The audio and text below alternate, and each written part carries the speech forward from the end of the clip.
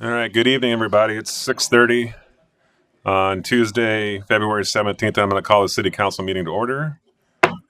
And please join me in the flag salute.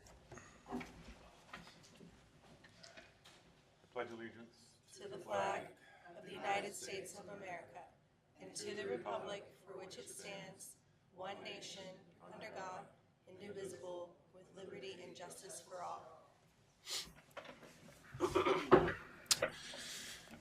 Thank you. For the record, Councilor Patty has been excused tonight. Are there additions to the agenda?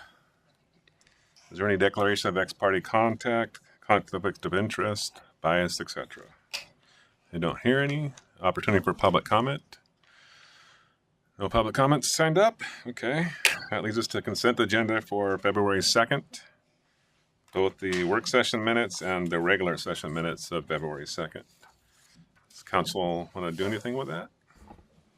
Mr. Mayor, Councilor Ort? I move that we accept the consent agenda for the work session and the council meeting as presented. Okay. I'll second that motion. Okay, there's a motion and a second to accept the consent agenda items as presented. Any further discussion? All those in favor say aye. Aye. Aye. Aye. Motion carries 4-0. That leads us to a presentation. Chief?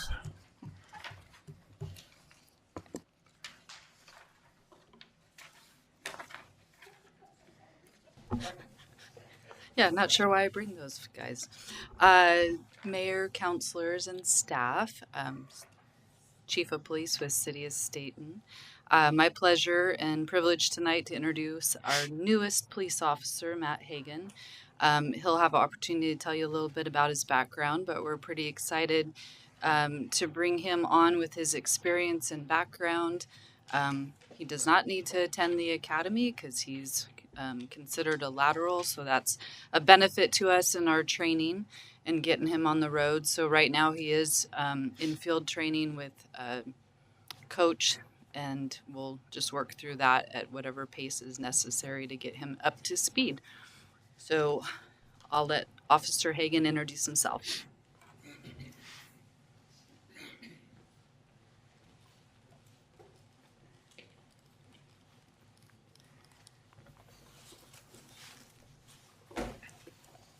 Hello. As the chief said, my name is Matt Hagan. I am real excited to be here.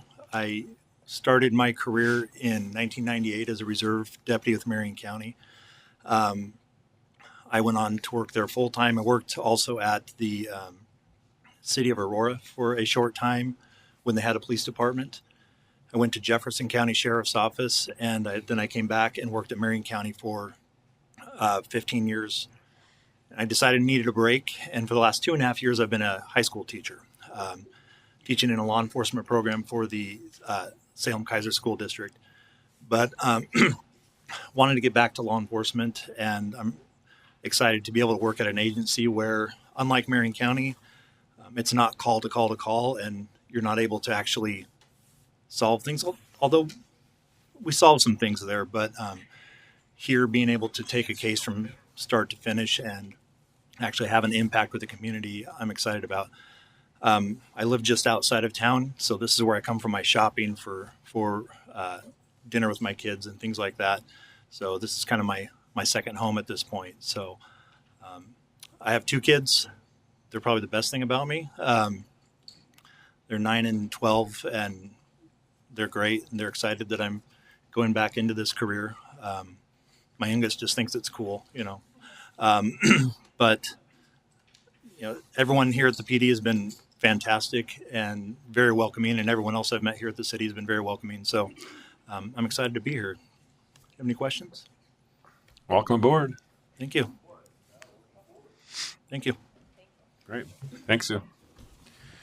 All right. That moves us to a public hearing. Yeah, I'm going to pause for a minute because I think I see a green slip. Public comment? Want to give it to Melanie, please?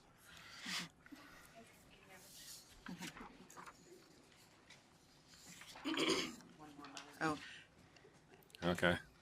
and you might want to just ask if it's public comment for just I general will. public comment Yep, or so something. I see it Yeah. there on the ticket.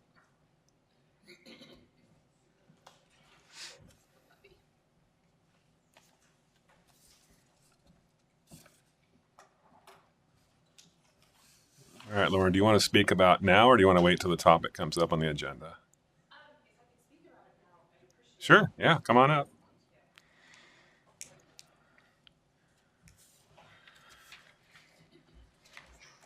Just state your name for the record, please, and go ahead. Oh, I need to read my little script before I do this. Hold on. Yes. The council will now receive public comment. We value the time and initiative that members of the public take to share their thoughts with the council. The council's role during public comment is not to immediately respond, but to listen. If there is a follow-up necessary, we will direct city staff to do so. Remember that we all model the way for our community, and we ask that everyone share their thoughts respectfully. Yeah, there you go. Thank Go you. ahead. Thank you for the opportunity to comment. My name is Lauren Mulligan. I live at 1530 Eagle Street here in Stayton. I'm here to speak with you about the Parks and Pool levy. I know that on the last ballot, it did not pass. And I think it's because at the rate that it was set wasn't appealing to the town. And I think that there needs to be a review of the fiscal analysis of what it takes to maintain our current infrastructure with the way it currently exists, including the types of parks and how many parks we have. And I think that if we try and look at maintaining infrastructure, building in inflation cost for staffing and for urgent needed maintenance, that we'd be more likely to pass the levy. Because the fact of the matter is that there's not very many communities in Marion County, period, that have municipality pools. There's not many high schools anymore that have pools. This is a really valuable community resource, especially for a community our size. I also think that it's a really great opportunity for the students in our community, Stayton and surrounding communities, to have access to a pool. The fact that it's available in the wintertime provides opportunity for exercise and enjoyment for families and kids. It helps people in our community, a state where there's large bodies of water, to continue swim lessons in the winter when there's not a lot of other sport opportunities for young children. And so I'd just really like to encourage this council to look at where that rate was set and get it down, shave it down, right, to where is manageable, because otherwise it's just submarining it. And once we lose the pool, and if we don't maintain the parks that we have for the size of our community, we will probably never be able to raise the money to put one in again. So just consider that. Thank you. Okay, thank you. Mark, do you want to wait or do you want to talk now? I'll go now. Go ahead. Concept. Sure. Hi there, Mark Cronquist, 308 East Water Street, Stayton, Oregon. It's the Parks and Pools levy. If it's going to be on the May ballot, it's a bit of concern because the ODOT tax thing is almost undoubtedly going to be on the May ballot, like it or not. And, you know, we've got, it's not a good time to be asking for money because of things like that. And if we're going to do it, and again, years ago I lived in Lake Oswego. Lake Oswego had a public pool. My grandmother was instrumental in spearheading the effort for it. It is shared by the school district. It's considered Lake Oswego Schools public pool. But the parks and the pool have different interest groups and different users. And yes, of course, there's some overlap. But if we split the levy into two smaller levies, it's more likely to pass. And then if we engage or insist on the engagement of those who are the users of the pool who live in Stayton and those who are the users of the parks who live in Stayton, and get them out and make them aware of it, that's the only way to get these things passed. We've got to create that engagement, that urgency, and that desire for action. Thank you. Thanks, Mark. All right. I'm going to leave it open for one more second. Or actually, I lied. A couple more seconds. Any other public comment? Okay. With that, we'll move on to there is no public hearing. So we'll move on to general business, and that's resolution number 26-004, authorizing the use of alternative project delivery and procurement methods. Mr. Buchanan.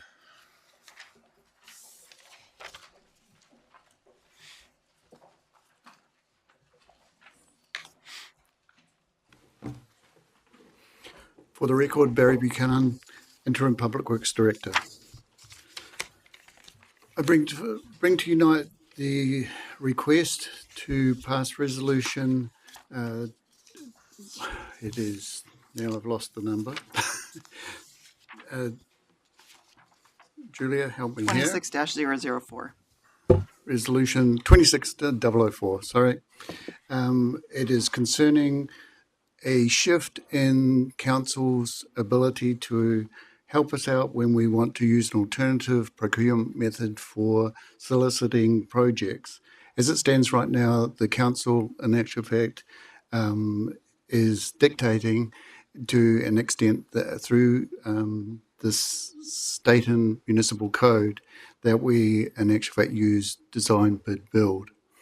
We'd like that to be modified so that we can, in actual fact, use different and alternative procurement methods to take advantage of design build methodology, progressive design build methodologies that enable us to, in actual fact, engage design teams and procurement teams, construction teams earlier in the design process so that we can, in actual fact, get a better solution in the project at the end of the day itself. Fiscally, it really does not alter the project at the end of the day as far as the fiscal amount is concerned, even though generally it is accepted that design build is a quicker method and therefore theoretically should be a better and more cost-effective way of, in actual fact, implementing and procuring a project. Those sometimes are beneficial, but not always. So I want the council to understand that we're not requesting this on specifically in a fiscal advantage, but we're looking at it as a time advantage. The design bid build method as it is today, in actual fact, does take time. It takes more time to, in actual fact, put a bid together, get it out, get it secured, get it signed, get the contractors on board, and then finally close the project out. So from this point, was there anything else that you wanted to add into here? I think you had a couple of points that you wanted to add, Julia. I think just adding that why we're doing this now is that there's some projects that Barry wants to proceed on, that he's looking at doing alternate delivery methods. And if we have to come to council for authorization every time we have a project that we want to do that for, it just potentially extends our ability to deliver the project because we have another step that we have to do. So having this resolution and giving Barry and his team the authority to make those decisions based on their best professional knowledge of what's going to be delivered, it will help save some time. There was one other point that I wanted to add. I thought Julia was going to say it, but we will not be making the decision on going forward in a project with an alternative procurement method without the city council, city manager's specific approval and understanding. We will also be putting forward to council the benefits of any particular project that we want to use under an alternative methodology. So I'd like to put to council that they look at this in a favourable manner and pass a resolution accordingly. Councilor Orr. Thank you, Mr. Mayor. So I guess I don't quite understand what you're asking, what you said you're asking for and what I was reading don't quite sound the same. It sounds like you don't want to have to come to council to do requests, but that's correct. But it doesn't. It says that you're proposing different delivery methods. Can you give us an example? Can you use like an example of like how this would work? Yeah, no problem. Like if we change the process. Yeah. Okay. As it stands right now, we are looking at the wastewater treatment plant. I'll use that one as an example. We have a problem with the electrical system at the wastewater treatment plant today, but from my perspective and our staff's perspective, we don't know exactly what the problem is or how to resolve that problem. So under the normal process that we have today, we would go out and hire a consulting engineer to come in and do an evaluation and a design. So we'd firstly do an evaluation of the process as it stands at the wastewater treatment plant today. I'm talking about specifically about using a progressive design build process as an alternative. So what we would do is separate those pieces under today's process. So we would actually have a study period. We'd close out the study, take that study, go out and put out another contract for a design phase of the project. Then we'd go out and put another bid process once the design was completed, and then we'd put time on the back of that to in actual fact construct and build the project. Under a progressive design build, it is one contracting process. So you put all of that together, and the same contractor that you bring in to do the study process runs into the design process, runs into the bidding process, and runs and manages with a constructor that is brought on board really early in the process so that they understand the project as well. So you condense the project time quite considerably. Now, as I stressed a minute ago, you don't necessarily compress the cost of the project, but you definitely compress the time. And time is of the essence as far as our wastewater treatment plant is concerned today. And most of our projects that stand out there today are under major time constraints. And I'll add, while Barry wants to stress that there's no guarantees on cost savings, in my experience of this was on a school project, and it was a cost savings because they were able to include the contractor early on in the process, so the contractor could give advice on different materials and things like that that they might be able to order earlier. And so they were able to save a lot of costs in the overall project because of the timing of things.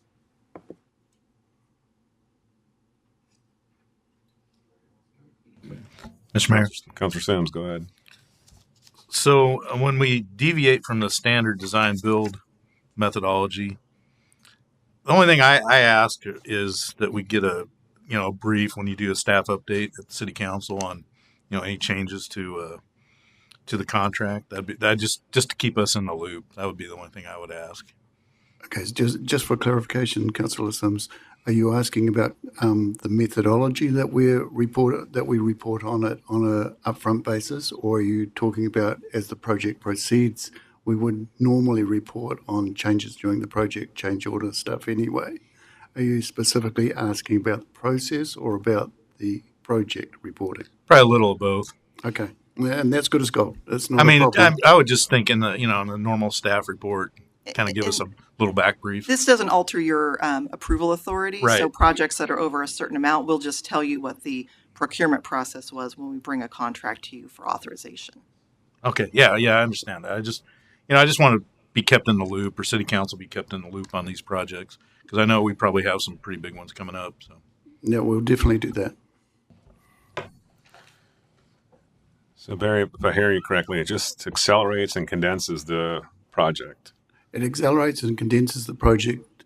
That's the key thing for us as a collective group, but it also builds a team for the project up front as opposed to having separate pieces to the project and those being disjointed as the project moves forward. As Julia pointed out a second ago, the advantage of having the construction team involved in the design, you'd usually go through a design process that it would be a planning process first that gives you about a 15% design. Then you move on to the 30% design. Once you've got the 30% design done, that's when you would bring the contractor on board in this particular process. So they're on board at 30%. They help go through what I call the LT studies, which is basically the constructability, flexibility, operability of whatever project you're doing. And then they help with the 60% design and the final design process. So once the final design is already done, they can have started procurement at the 60% design phase. Yeah, okay. It's the same rationale that why we increased your spending authority at some point to move it up, to get moving. Okay. Council, anything else? Council Orr? Mr. Mayor. So we talked about the advantages of switching it. What are the advantages of keeping it the way that it is? Like, why did I know that you you weren't here when this was Oh, no, put into that's an easy place. question. But why would we choose this method in the first place? And You want to get me shot by the consulting industry, don't you? I feel like it's a fair question. the Traditionally, the separation of the projects has been driven by the way that we do the engineering. And the engineering historically has been done that it was done in this compartmental way that we didn't have the tools in reality to facilitate faster processes or facilitate faster implementation or move things forward. Now, everybody in the room is now going to shoot me because in reality, America has been the slowest to implement alternative procurement methods of anywhere in the world. The rest of the world has been doing progressive design build, implementation, and advanced implementation and purchase processes for probably nearly 50 years now. And it's standard practice in most local authorities outside the US. I'm not answering your question directly. What is the advantage of one over the other? I believe that the advantage, historically, it was appropriate to step through the process, and I'm not questioning that at all. Today, if we want to get things done a little bit quicker and we have the ability to do those things quicker, then we can take that advantage as well through the design and construction process. And I'll also add that this just gives another tool in the toolbox of procurement. That doesn't mean that there won't be times where we go through that normal procurement process. It just is another option for the right project. It's just not exactly, Julia. It's an option for projects. It's not we're definitively going to go and do design build or progressive design build or CMG construction managed construction. We'll be doing whatever is appropriate for the project itself. Process type projects like the wastewater treatment plant, the water treatment plant, have great advantages in doing collective design build work, whereas a straight pipeline, it's quite easy to do a design bid build. Thank you for that explanation. Anybody else? I think with all the things we have in front of us, and the biggest one being the Detroit drawdown, I see this as helping us. And if you listen to all the feedback from the community on projects and how long they take, if we can reduce that by even a couple days, I'm good with it. Anybody else? All right. Opportunity for public comment. Anybody want to talk about this? Come on up, Casey.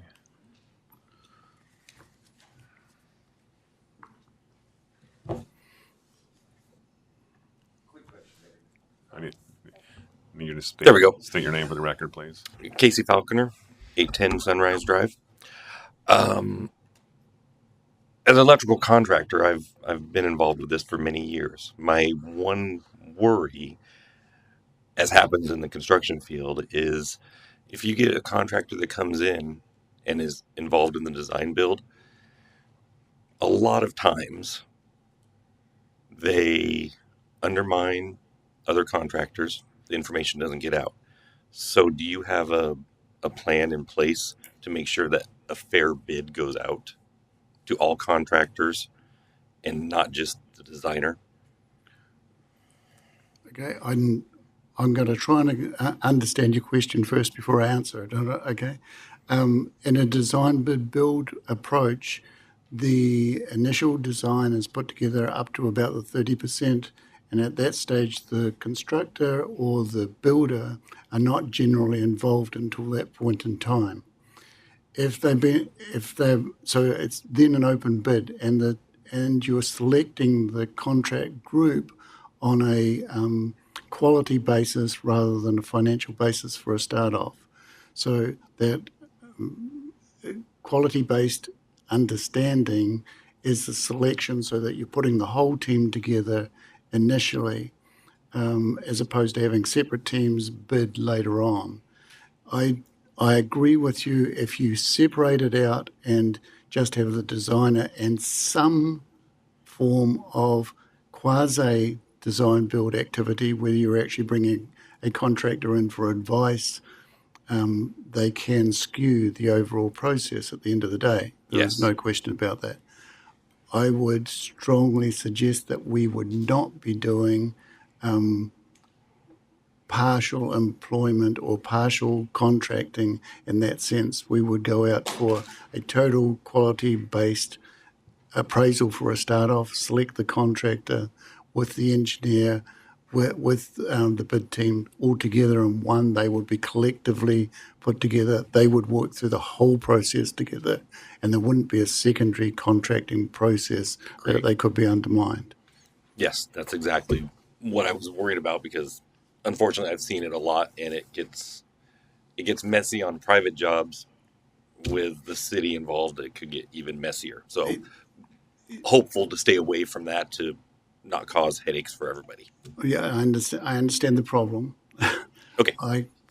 I know partially So guarantee. I'm going to do a point of order, just because the Yeah. public comment isn't the conversation. So generally, the commenter should make comments to the council, and then we should be answering if council wants us to. I think it was a good conversation. I just want to make sure we don't do too much of that.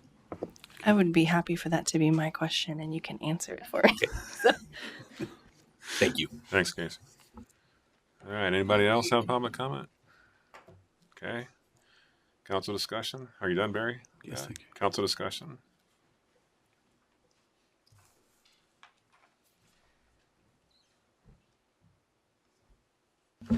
Councilor Mayor. Sims. I'll make a motion to approve resolution number 26-004 as presented. I'll second that. All right. There's a motion and a second to approve resolution number 26-004, authorizing the use of alternative project delivery and procurement methods. Is there any further discussion?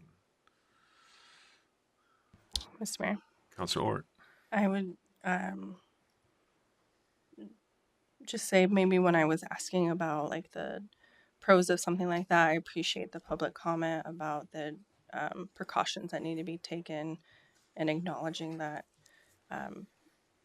that some of that can happen. So I would hope that we can mitigate that as much as possible, knowing that that can be a possible issue. Yep, I appreciate that viewpoint as well. Anybody else? Melanie, you want to pull the council on this one? Counselor Hayes, Yay. Counselor Ort, Yes. Counselor Carey, Yes. Counselor Sims. Yes. Motion carries 4-0. Thank you. All right. Barry, you might as well sit there for a minute.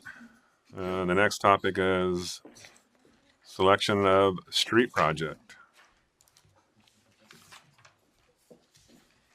Thank you.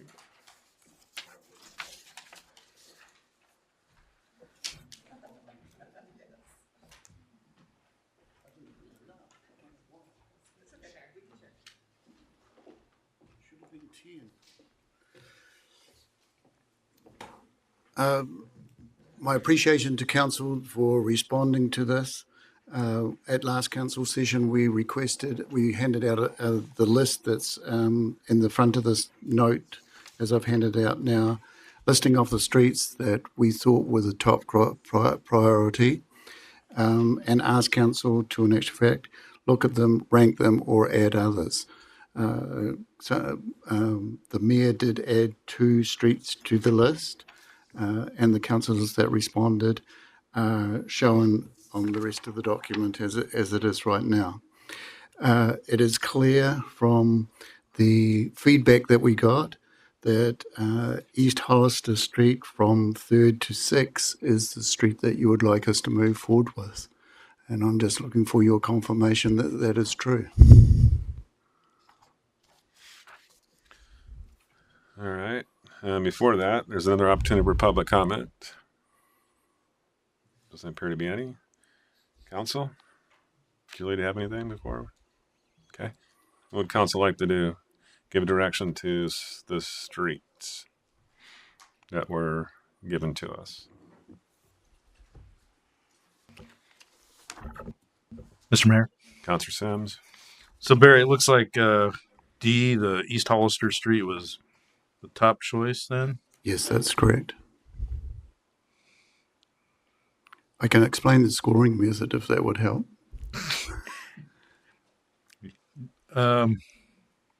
Sure. The way that we looked at the score is that there were 8 contenders. We gave the number one contender that the council member offered 8 points and reversed it back from that. So if they'd selected all 8 and put them ranked in all 8, it would have been 8-1.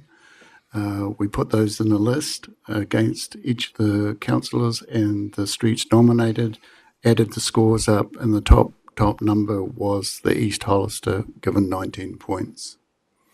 Most of the other streets got 1 vote from each of the councillors. Yeah, I definitely. I drove all those streets. I'm not a civil engineer.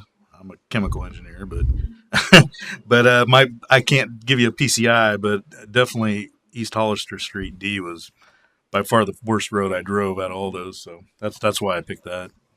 Right. Okay, so you're sticking with East Hollister. Looks like Ken's sticking with East Hollister. Anybody else? All right, so you have one of them. You're looking for 2? No, just one. There you go. Do we need a vote on that? Don't need. I think that do you want them to? Not necessarily, as long Okay. as they I agree mean, with I it, think that's that what it is. what he has said is the feedback that's been received has said East Hollister is the top one. Are there any objections? And we're not hearing any objections, and so I think we will proceed with that then. Yeah. Okay. I'm going to take it that the council recommended that. Okay. That's held at East Hollister. Thank you, Barry. Okay.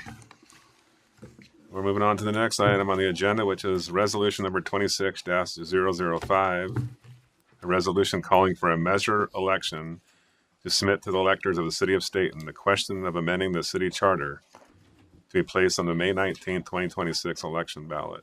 Julia? This is the first of 2 ballot measures that you're considering this evening. This is the charter election. As you recall, the council has been meeting, discussing this over really the past year, first identifying chapters of the charter that you wanted to discuss, and then having a series of meetings where you dove a little bit deeper with our city attorney, Ross Williamson. And then most recently, he presented some track changes version of the charter amendments that were discussed, and council indicated that seemed consistent with what you had discussed through those multiple public meetings. So what's in front of you is a resolution that would place that on the ballot. It has the caption, question, summary. These were all prepared by Ross. Exhibit A is the clean version of the charter, and then there is an attachment that is the track changes version as well. Okay. All right, thank you. This is an opportunity for public comment on the proposal to have a resolution for changes to the state and city charter on the May 19th ballot. Does anybody have any opinion on public comment? Okay, doesn't look like it. Council? Mr. Mayor, Councilor, just please go ahead. for anybody who needed to know, the biggest reason for this amendment was to give our mayor a chance to vote. Currently, he does not have that. He also doesn't have veto power. So we wanted him to be able to vote. So it was decided we'd change this part of the charter where he could vote, and we'd add one more counselor. Okay, thank you for that. Mr. Mayor. Councilor Ort? Okay, so section 25 with the counselors. I know when we first talked about this, I was in favor of adding on another counselor to this section, but I have been really thinking about this a lot, and my concern is that we already have a hard enough time filling the seats that we have, and we have had a significant turnover and had vacancies and had to spend our time filling those.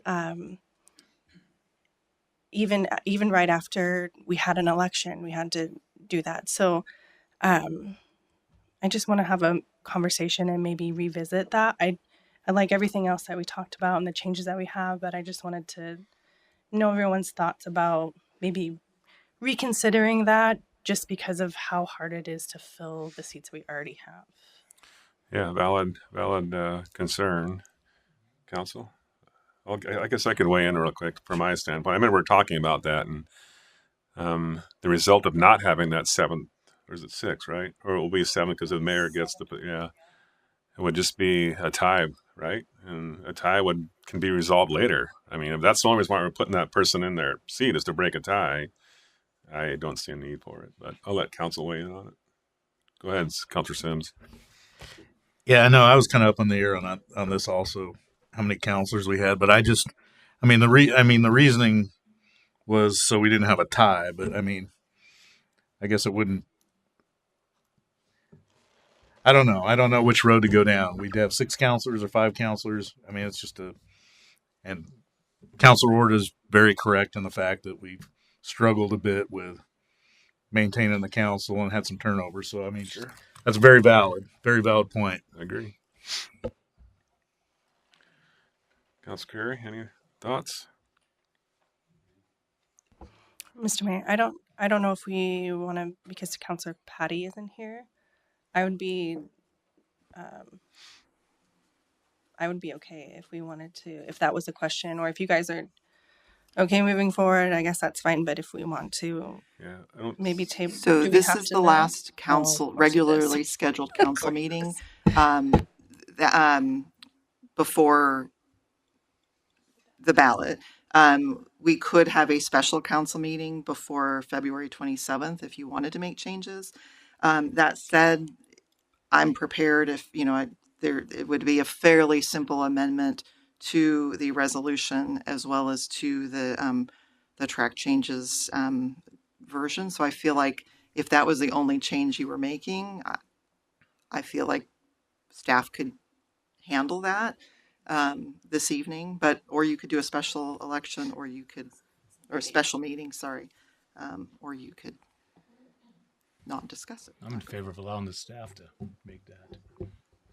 Decide on it tonight. I'm sorry, Councilor Curry, can you repeat that? I'm okay with having the staff engage in that conversation. Is that what you're saying? I think I'm lost. Yeah. So what we would need, if you wanted to remove the 6th counselor, I would recommend a motion to amend the resolution to remove the Section 25. well, in the resolution itself, I'm looking at the summary statement. So on page 15 of your packet, and onto page 16, section 5, there's a bullet point and then 2 more bullet points. You'd be basically removing the 4th bullet point from the resolution, and then removing the proposed changes from section 25 of the attachment or exhibit. Mr. Mayor, Councilor Sims. I think it's kind of close, but I think my thoughts are to have a 6th counselor. I think we had some pretty good folks apply for city council last time we went through this. We had a good number of people, and I think we could make it work with 6 counselors, but that'd be my preference, just so we don't have a tie on something. But those are my thoughts. All right. Well, the irony here is that the mayor doesn't get to make a vote, so I'll let you all tell me what you wish to do. You're allowed to have an opinion. Yeah, I think I share my opinion. I think if we're going to have another council position solely for the fact of breaking a tie, it doesn't make any sense to me. I think if you have a tie, as we have in the past, it's going to work itself out in subsequent council meetings. We're just going to keep visiting it until we come up with a solution. But that's just me. Yeah, I think I could work with that, I guess. I mean, it's valid. I'm kind of on the fence, so I'm going back and forth here, but I think we only had a tie one other time in the last few years, so. Right. If it changes the side of the fence anybody's on, I'll just note that with an additional counselor, there will be some additional costs. We'll have to make another spot at the table for them, and there'll be additional, trainings and things like that. So it doesn't come without some additional expenses. Fair enough. What would council like to do? Councilor Ort, are you ready to to make a motion? I'm going to make a motion, and then we can figure it out. Okay, I would like to make a motion to amend resolution number 26005 to take out the bullet point creating a sixth counselor position,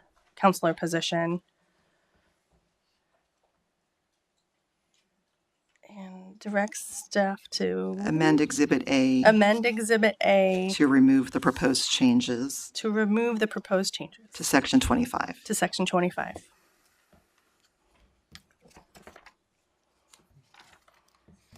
I'll second that motion. All right. I hope someone wrote that down. There's a motion and a second to amend the charter as. Can someone restate it, please? You got it? Council Ort? Okay. Melanie's got it. To amend the resolution to remove the bullet point creating a sixth counselor position and direct staff to amend Exhibit A in Section 25. Okay. Mr. Mayor, if I may. Council Ort? So I know that when during election time, we don't have very many people come forward.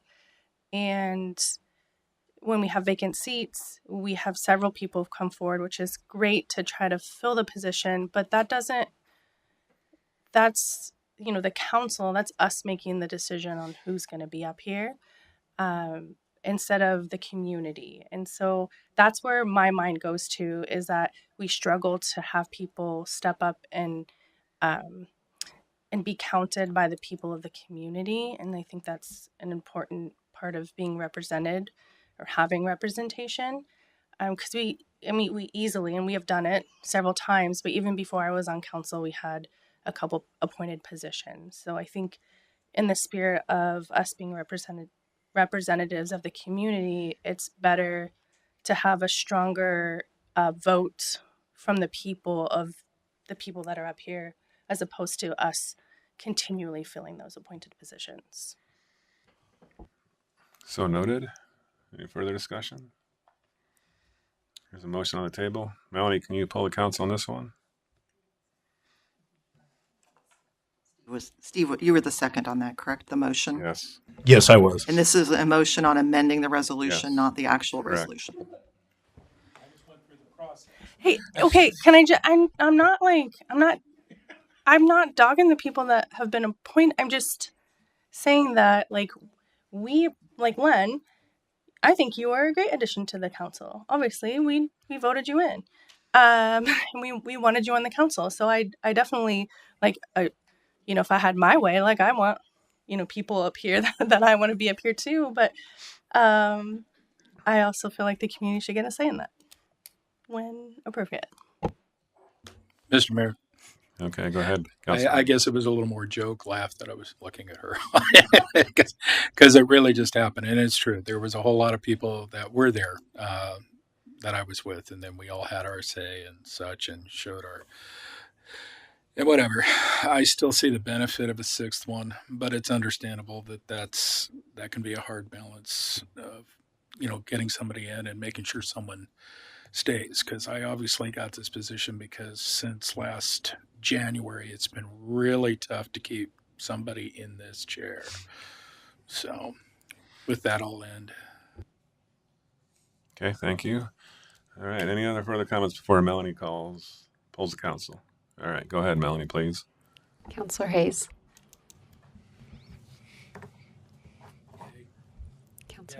Counselor Ort. Yes. Counselor Carey. Yes. Counselor Sims. Yes. Motion carries 4-0. Okay, so that's the amended version. Now what would council like to do on the actual resolution? Mr. Mayor, Councilor Ort. I would like to make a motion to adopt resolution number 26005 with the following modifications, or with as amended. Okay. Second that motion. All right, there's a motion and a second to approve resolution number 2605 as amended and have the revision to the state and city charter question on the May 19th ballot. Any further discussion? Okay, Melanie, can you poll the council again? Counselor Hayes, Yay. Counselor Ort, Yes. Counselor Carey, Yes. Counselor Sims. Yes. Motion carries 4-0. Thank you, everybody. All right. And now the one that most people have been waiting for, I think. The next item on the agenda is resolution number 26-006, a resolution calling for a measured election to submit to the electors of the city of Stayton the question of a 5-year local option tax, levying a tax rate of 98.5 per thousand of assessed value, beginning fiscal year 26-27, to be placed on the May 19, 2026 election ballot for partial operational support of the city's parks and pool. Julia? Thank you. And probably more for the audience than for council, because we've had work sessions and discussed this. The existing levy ends at the end of June of this year, which means that without a levy in May, we would not have funding for the parks and the pools. So while we do appreciate the concern about other items on the May ballot, we don't feel that there's much of an option at this point, because there would be no levy funding if it did not pass in May.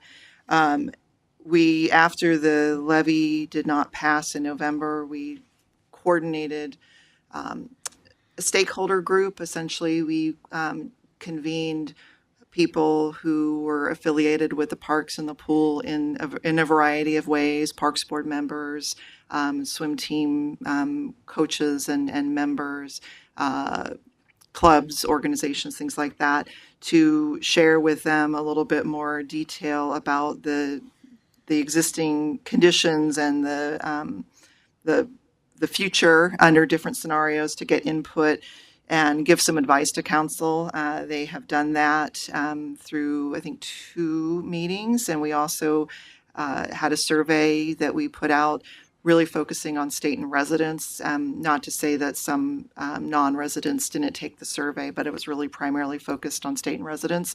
So we did not put that on social media. We put it out through our email group, as well as in the city newsletter. I think we had 140 some respondents, and that's summarized in your packet materials.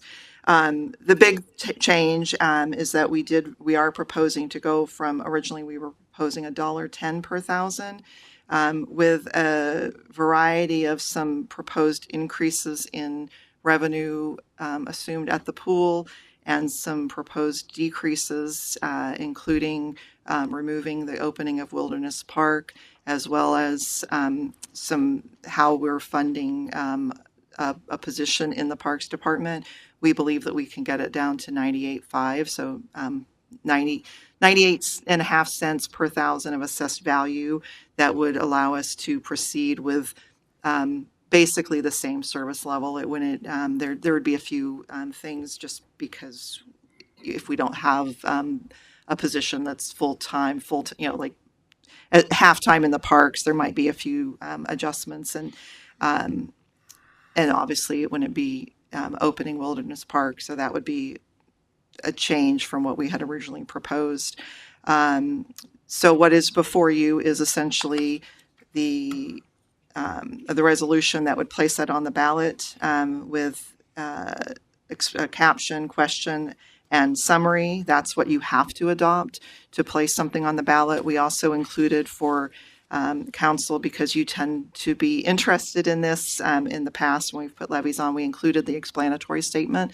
That doesn't have to be adopted by council, but we wanted you to see what was being proposed. Also in your packet, again, is a summary of the park and pool survey results, just so you can see what people had to say. That information is very helpful for staff as we answer questions going forward, as we're providing factual information to inform people about the levy. That helps us know where there's questions and confusion. As For example, one of the things that was really highlighted for us was the fact that about 30% of residents understand that their assessed value is approximately half of their real market value. That's a huge informational piece that we will need to overcome. Many people thought it was the same as their real market value. Some even thought it was more than their real market value. And when people are making decisions on tax levies, it's really important that they understand what they're actually going to be paying. So that will be a real focus for us as we proceed. So I'm happy to answer any questions, as I've got staff here that, I'm sure will be able to answer questions too if there's any specific finance or operational questions that you might have. But with that, happy to answer any questions. Okay, thanks, Julia. All right, this is an opportunity for public comment. So, who wants to come first?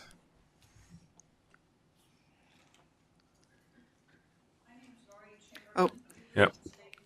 Can you we come up? we Come need up you to to- come up to the microphone. Sorry.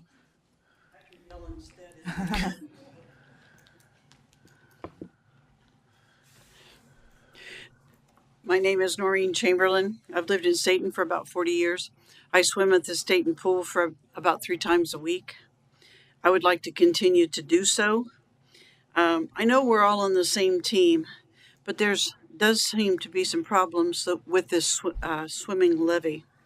The communication on this levy has almost been non-existent for most of us older folks. Printed material has been scarce. Social media is not as effective for older folks who have no computer or choose not to use it. There have been few meetings and some not even open to the public. People weren't even aware of the meetings. I was quite surprised.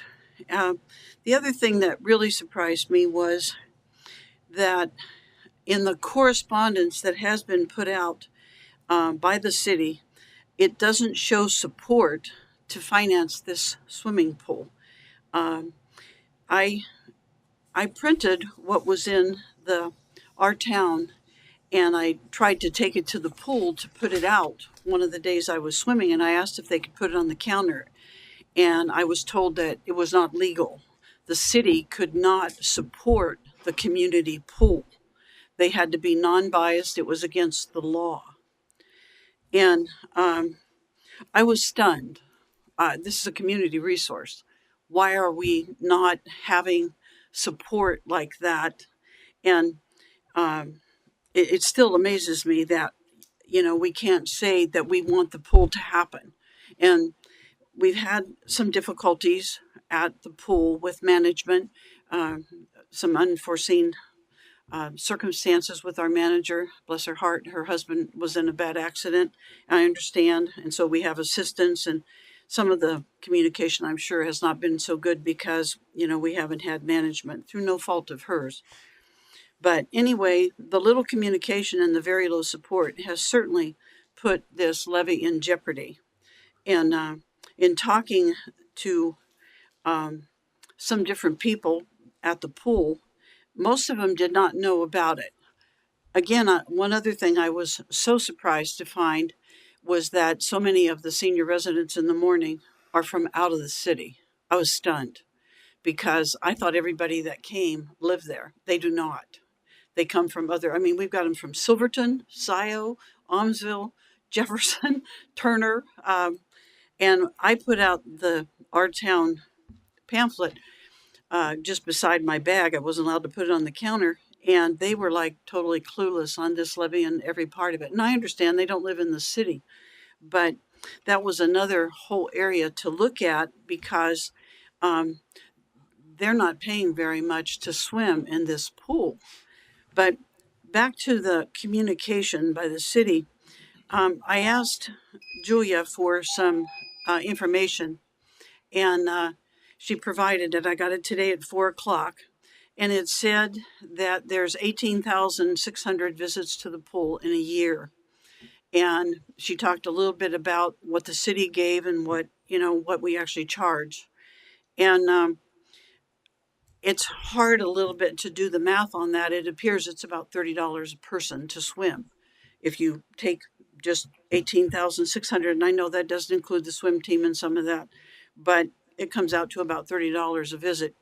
And what amazed me again was in the communication there's nothing in there that says that there's 18,600 people who use that pool every year.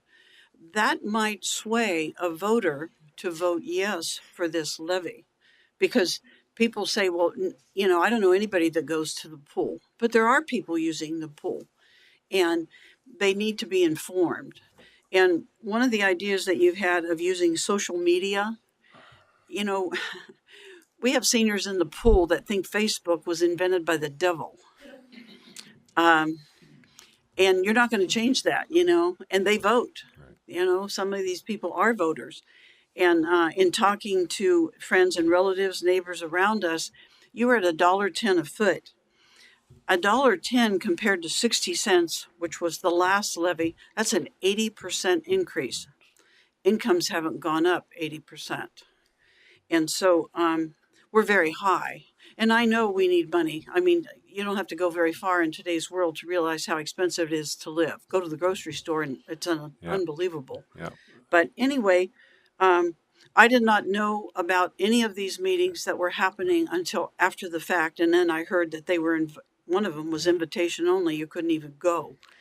And that made some of the people at the pool mad. Gotcha. I have to say that they said we weren't invited. And I thought, wait a minute, this is a public meeting. It's a public levy. What are we doing?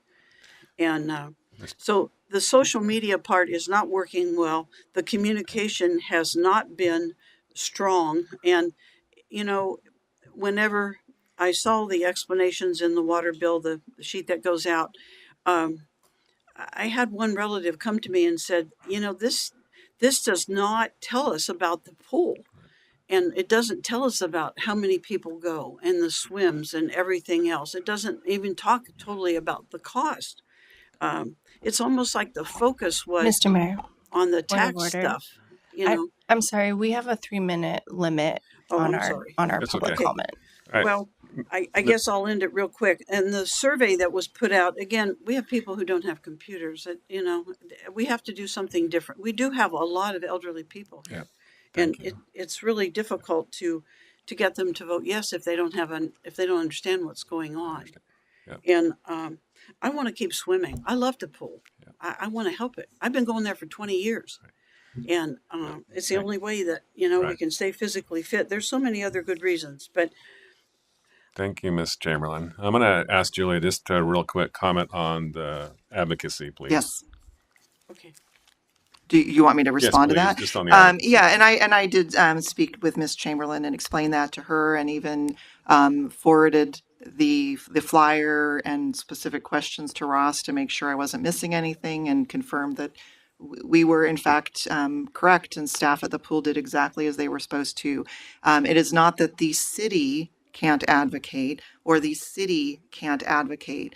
The city staff cannot advocate. We cannot advocate for or against anything that's on the ballot, or we will get ourselves into trouble. So I very much appreciate the concern, but we also have to make sure that we are not, that we're being very, very fair and neutral. And I also, since you gave me the opportunity, I will say that this for this ballot title, the communication has just started. The ballot measure in November did not have a lot of discussion, and absolutely understood. And I think we want to, at the staff level, certainly be out there a little bit more, providing more information based on information we learned from the survey. Again, staff level, very fair, neutral, not advocacy, but hoping that others in the community will also be sharing information. Okay, thank you. Go ahead. 3 minutes, please. My name's Larry Chamberlain. I live with the lady who's been here 40 years. I have a question for staff. I heard a little bit ago there were some meetings for stakeholders. Who represented the taxpayers at those meetings? Because our city staff, of course, can't be an advocate. Julia, want to respond? Sure, I'll be happy to respond. Basically, everybody that was there that is a resident was representing the taxpayers of Stayton. And I want to also clarify, it was not a closed meeting and anybody could come. People came that were not specifically invited. The idea was really just to get hear from people that had those affiliations and interest in the pool. And like I said, we did have people come that heard about it through word of mouth, and they were more than welcome to be here. So. Go ahead. So there were no council members. Council. No one on the council advocates for different areas. Council was there. Yep. Council about all was there. council was there. Okay. Yep. I was at both those meetings. And so I guess my frustration there is the only thing we came up with was let's raise the burden of the taxpayers to almost double what it was. I mean, what about developing plans for outside users to pay? It was included. For other stakeholders to pay more? All that was discussed in that meetings, and in both those meetings. And I think the end result, and I'm probably just overstepping here, but the end result is there was a reduction for the initial dollar amount. That's what they're trying to do here. Okay. Thank you. So yeah, in November we were proposing $1.10. Now we're proposing 98.5, and that reduction was through the increase in costs to other users of the pool, as well as some reduction in services. Thank you.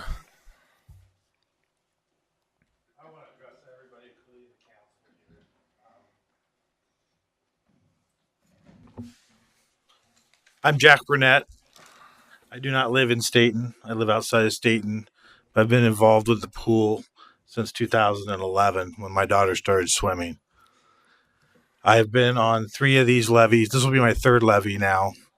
I want to let everyone know that we are working on a committee. We have got donations. Let the people that are here know that we are going to have more than just social media. We're looking at signs. We're looking at door hangers. We are going to rally our troops, the swim teams, the people. We need volunteers for that. So if you're here to support the levy, please talk to me before we're done here today. I'd be happy to work with you, have you be part of it. I've done this before.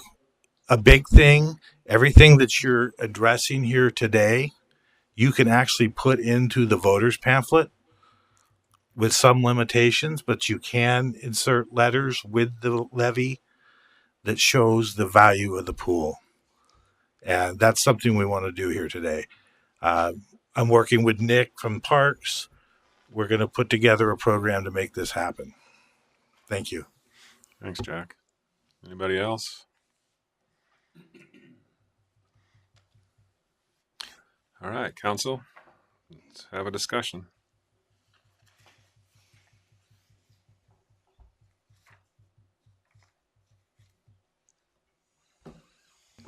Councilor Sims, looks like you got something on your mind. Thanks.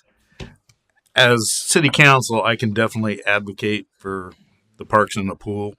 And I'm a big advocate.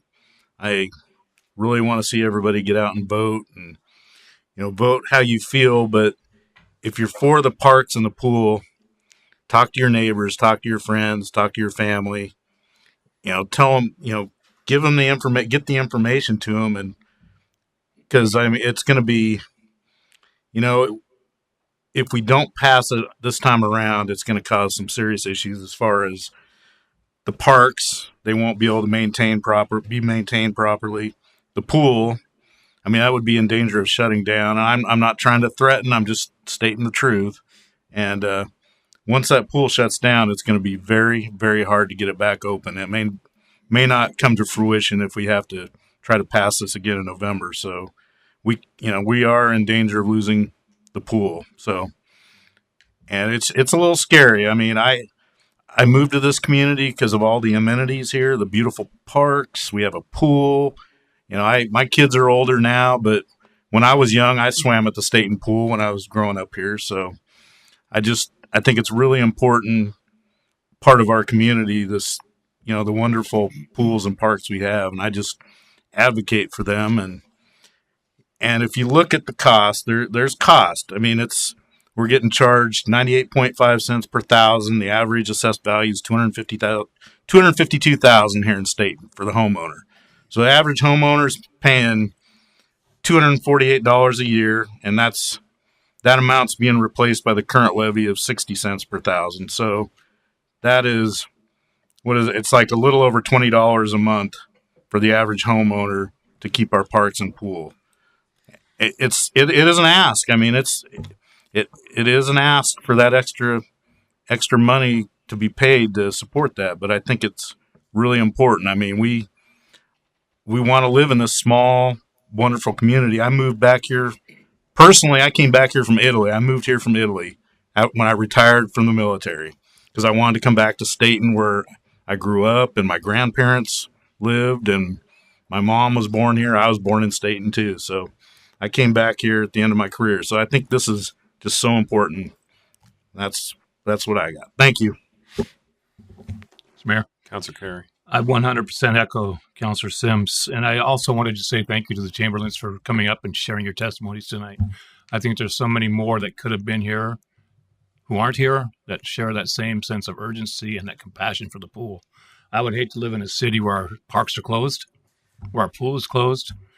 It would be a huge detriment to the city. So thank you for being here.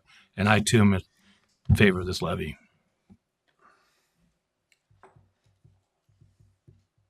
Councilor Hayes. Mr. Mayor, well, I've been pretty quiet and really listening. And again, with Councilor Sims, it's just shocking. Everything. I moved here when I was 5 years old in 1973, and I've lived in this town for that long, literally watching the pool built before it had walls, before it had a roof. It was only seasonal, used it, swimming lessons. Both my kids used it. It would just be absolutely terrible that we'd lose it. And we are very unique here with the parks we have as well. And the different places they're at and how much use they do get. The outpouring for the pool, I can't say it to enough people, and I've said it to everyone. We've done everything that I believe is possible, talking and working very hard with the city. And when I went to the stakeholders meetings, it's like the want is there, and we've been able to get it below $1. And that's all I really have to say about that. And so I advocate highly for it. Councilor Ort. Mr. Mayor. For the people listening, I want to talk about the economic impact that our recreation has on our community from the broader area. So Stayton is considered a regional hub, and you can see that in think about the amount of our population. We have about 8,500 people that live here. How many grocery stores that do we have? The amount of people that live here do not, that's not sustainable. You would not be able to have the amount of grocery stores that we have here for just the amount of people living here. It's very apparent that people come to Stayton to work, hospital, places like that, and recreate. And so having our pool, having the parks, Ms. Chamberlain said it, she was surprised that most of the people that were in her exercise class come from out of Stayton, out of the area. So they come here, they do their shopping.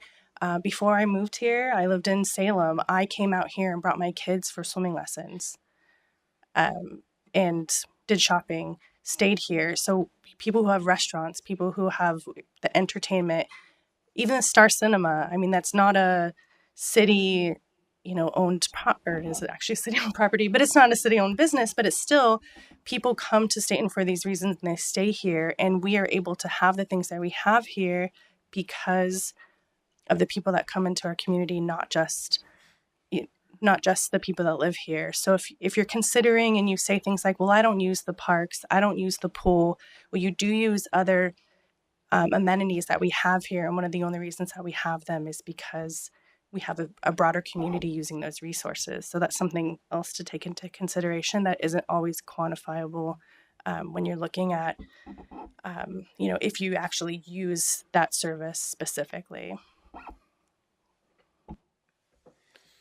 Anybody else? Okay.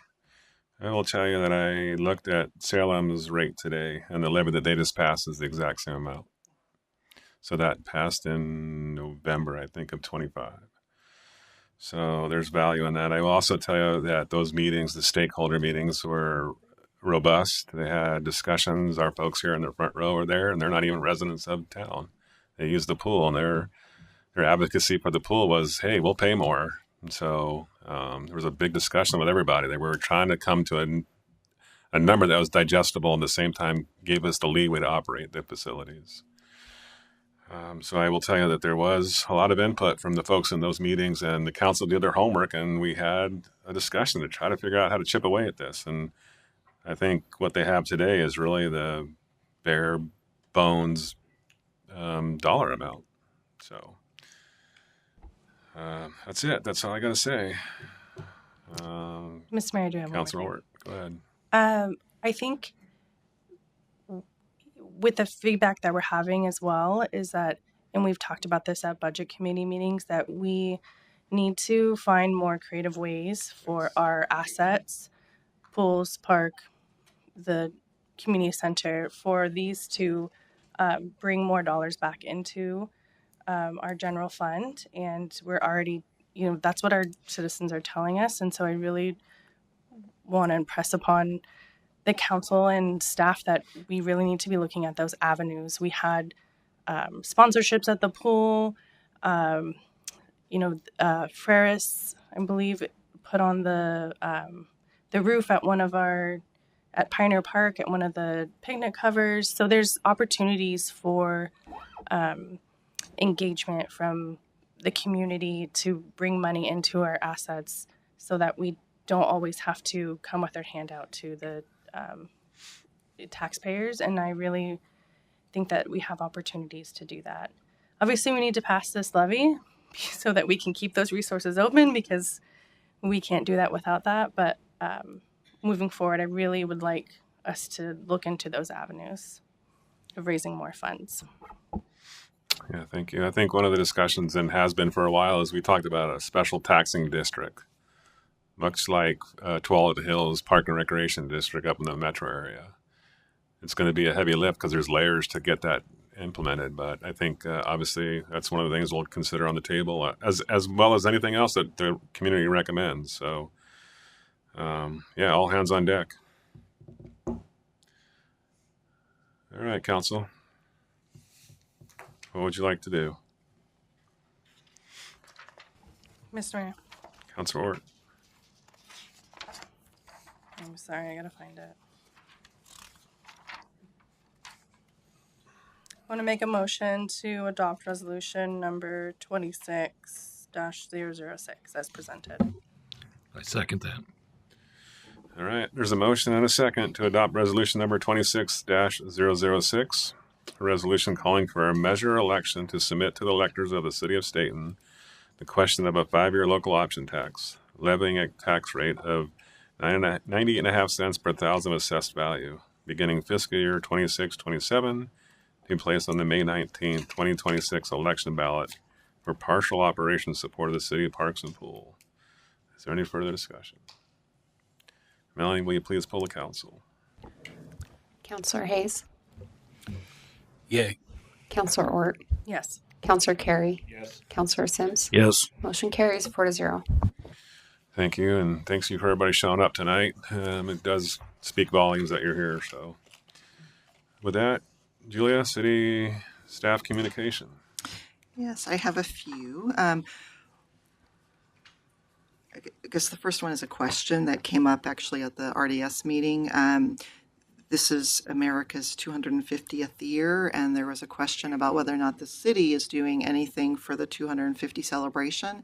I had been sort of asked the question before, and I was thinking the question was really more regarding the 4th of July, and there's the parade that's put on, and we're generally in the parade.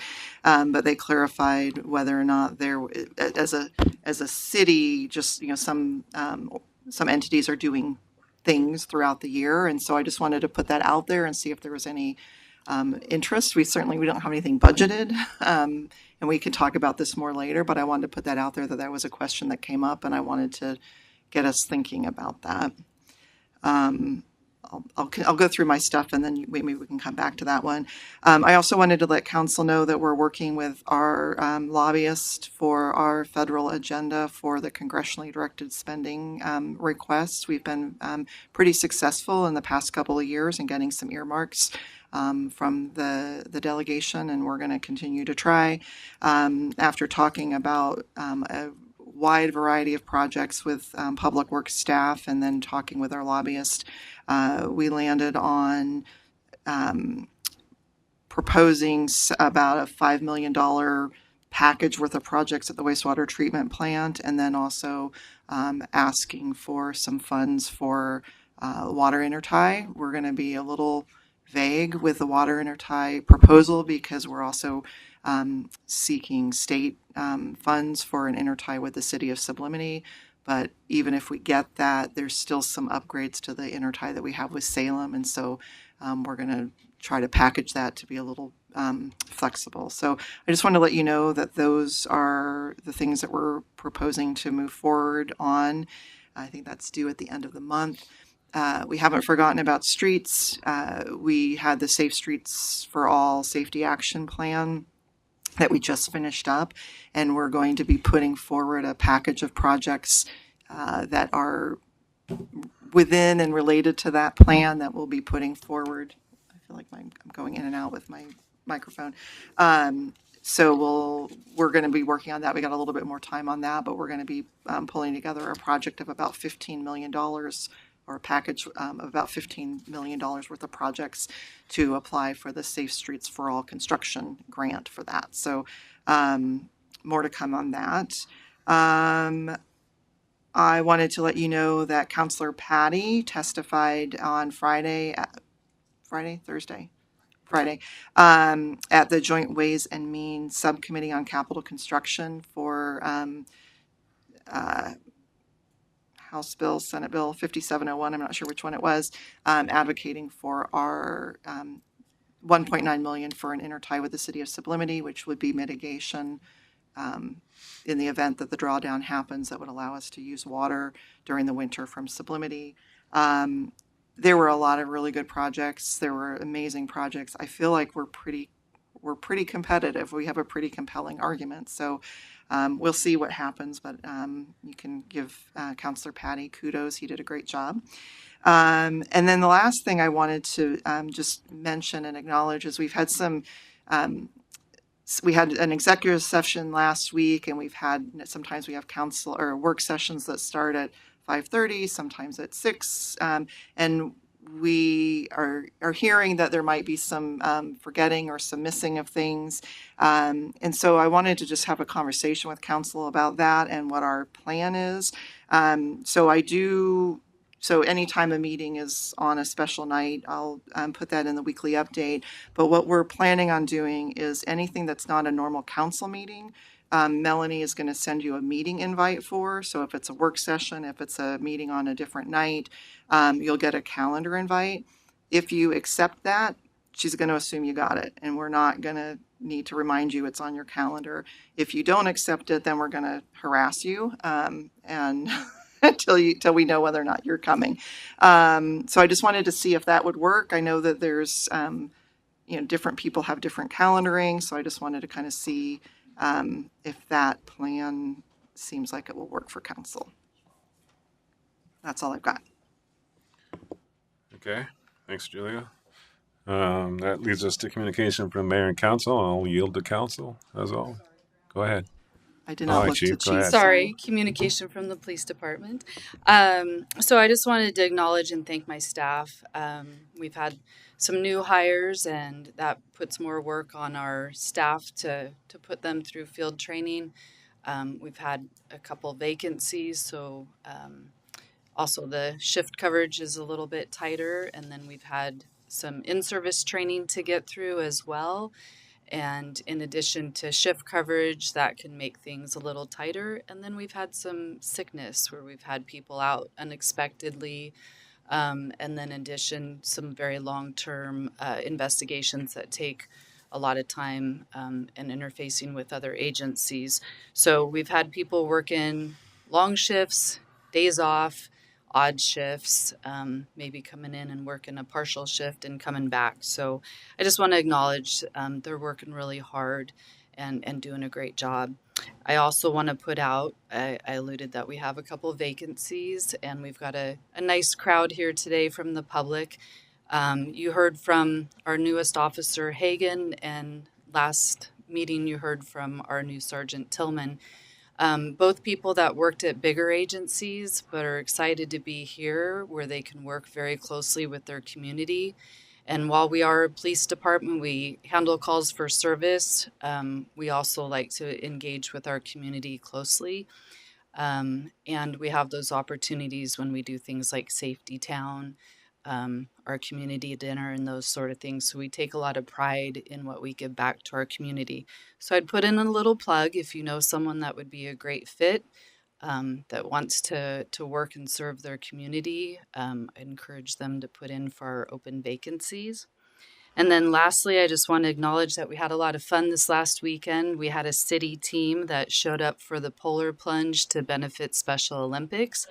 So we had representatives from the police department, the chamber, citizens, including the lifeguard that was out there, city employees, representatives from the school board, the high school, and then a unified Stayton team. So lots of fun and for a good cause. It was good bonding with fellow Stayton citizens and employees, and we just had a great time. So thank you.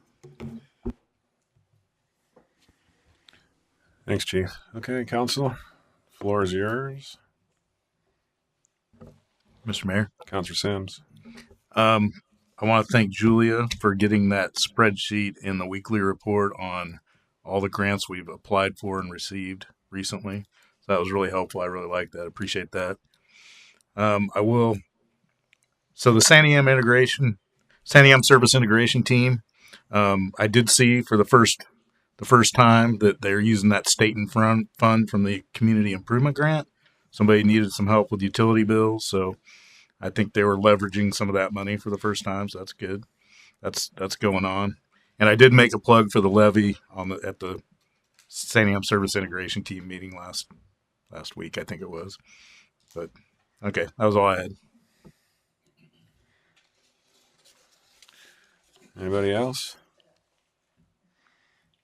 All right, Council.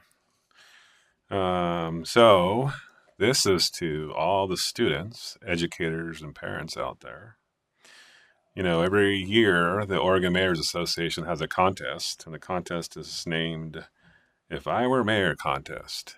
And it's an opportunity for kids in the 4th through 12th grades to participate, and they can have various creative things to submit. And one of them is a poster, one of them is writing an essay, or producing a digital media presentation. And if they enter the contest, they could win up to $150 from the city of Stayton and another $150 from their classroom. So we've had this in the previous years, and the turnout was tepid for the best. So I'm hoping that this will get to folks out there and really encourage the kids to come up here and tell us in media form what they would do if they were the mayor. So that closes on March 6th. So if anyone in this room has students or kids or anything, make sure you give them the plug and tell them what they're up against. Right, Councilor Ort? Kids have participated in the past. It was really cool. I think some of the ideas in the past, just to give you guys some thought, was something to do with chicken nuggets was one of them. I think Councilor Ort's daughter wanted a pet parade, I think. Yeah, I was just thinking maybe we could incorporate a pet parade into our parade for our celebration. It's funny because I looked at Julia at RDS because RDS was talking and they said, oh, we should have a pet parade. And I looked at Julia and I said, yep, because that was one of the submissions from one of the kids. Oh, so she would be totally down to help with that too. Yeah. So there's that. And we'll make sure that if you contact the city, they'll give you more information on how to do that. So I will tell you, it's been a hectic month so far with meetings and everything for the mayor and for council as well. I do appreciate Councilor Patty stepping up and going to the Capitol to testify. I was kind of tapped out that week, so I appreciate it. Yeah, that's it for me. Anything else before we wrap this up? All right. Everybody, thanks for participation, and we'll adjourn the meeting.